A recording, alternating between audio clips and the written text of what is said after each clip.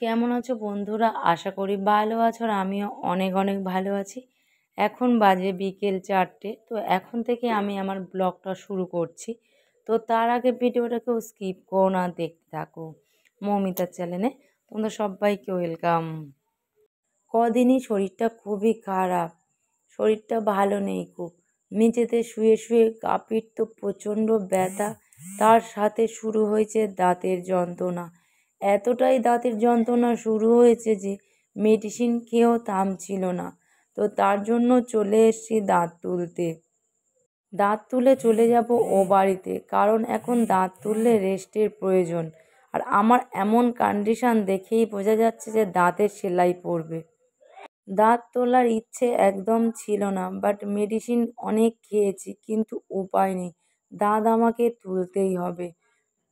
আর medicine খেলে কি হবে, সেই তো আমাকে আবার মেঝেতে গিয়ে শুতে হবে। আর পাথরের মেঝে তো ঠান্ডা, বেশি ঠান্ডা লেগে গিয়েছে। আর কদিন আমার শরীর খুবই খারাপ, গলা টলা ধরে গিয়েছিল, কোমরের যন্ত্রণা, বাট তার পরে শুরু হয়েছে দাঁতের যন্ত্রণা। এতটাই যন্ত্রণা হচ্ছিল যে আমি উপায় পাইনি, লাস্টে বাধ্য হয়েছি আমি দাঁত তুলতে। আর তারপরে মানির বাবাকে বলেছি যে আমাকে নিয়ে যাও, ওখানে কদিন গিয়ে ঘুরে আসি। কারণ দাঁত তোলার পরে সেই আমাকে বাড়িতে এসে আবার মেঝেতেই শুতে হবে, ওই ঠান্ডা মেঝেতে। তো তার জন্য ওকে বলেছিলাম আমাকে ওই বাড়িতে নিয়ে যেতে, যাতে আমি ওখানে গিয়ে একটু রেস্ট পাই, বাট তার সাথে একটু বিছানাতে শুতে পারি।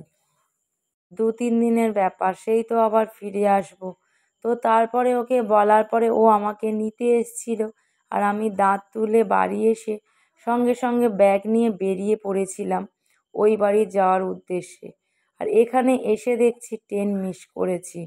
বাচ্চা কাচ্চার ঘর, এটা নেব সেটা নেব, আর আমার দাঁতে তো প্রচণ্ড যন্ত্রণা হচ্ছে।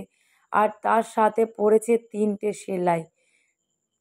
এতটাই যন্ত্রণা হচ্ছে, আর তারপরে ডাক্তার বলেছে 1.5 ঘন্টা পর থেকে ঠান্ডা কিছু খেতে। তো এখানে স্টেশনে এসে দেখছি ট্রেন নেই, ট্রেন মিস করেছি, অনেকক্ষণ ধরে ওয়েট করলাম। আর সাথেও একটা আইসক্রিম কিনে খেয়ে নিয়েছি। আর তার অনেকক্ষণ পরে ট্রেন আসলো। আমি তো ভাবছিলাম যে কখন ট্রেনটা আসবে আর বাড়িতে গিয়ে একটু রেস্ট নেব, কারণ ট্রেন আসলে এখানে তো 1 ঘন্টা 10 মিনিট, বাট আবার আমাদের বাড়ি যেতে লাগবে 40 থেকে 45 মিনিট বাইকে। তারপরে আবার বাড়ি থেকে তো 10 মিনিট লাগবে হাঁটা রাস্তা। বাট যেহেতু আমাদের বাইক রয়েছে, অতটা অসুবিধে হবে না। আর আমার মেয়ে তো ট্রেনে উঠলে যেটা দেখবে সেটা খাবে। আমার এতটাই যন্ত্রণা করছে দাঁতের, আর ও কন্টিনিউয়াসলি বিরক্ত করে যাচ্ছে আমাকে। একে ট্রেন মিস করেছি, আধা ঘন্টার ওপর স্টেশনে দাঁড়িয়ে দাঁড়িয়ে ওয়েট করলাম। বাট কতক্ষণ পরে ট্রেন আসলো, তারপরে তো আবার 10-15 মিনিট পর ট্রেনটা ছাড়লো। কোনো মতে আমি 1 ঘন্টা 10 মিনিট ট্রেনেতে ওয়েট করেছি, যন্ত্রণা হচ্ছে খুবই, বাট কারোর সাথে কথা বলতে পারছি না, ইশারায় কথা বলছি, কেউ কিছু বুঝতে পারছে না। নিজেরই বিরক্ত লাগছে যে আমি কি করব।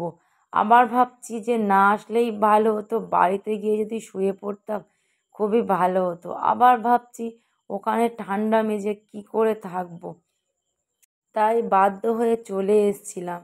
আর আসার পরে এখন ভাবছি কখন আমি বাড়িতে গিয়ে একটু রেস্ট নেব। এতটা রাস্তার জার্নি করে যাওয়া, আরও তো যন্ত্রণা শুরু হয়ে গিয়েছে আমার, আর আমি প্রায় এসে গিয়েছি। কারণ যেহেতু আমাদের বাইক আছে, তো তার জন্য অতটা অসুবিধা হয়নি। কারণ ট্রেনে আসলে আমাকে আবার গাড়ির জন্য ওয়েট করতে হতো। আর এখানে নিয়ম, তো অটো না ভর্তি হলে গাড়ি ছাড়ে না। আর নিজেদের গাড়ি ছিল বলে অনেক তাড়াতাড়ি পৌঁছে গিয়েছি বাড়িতে।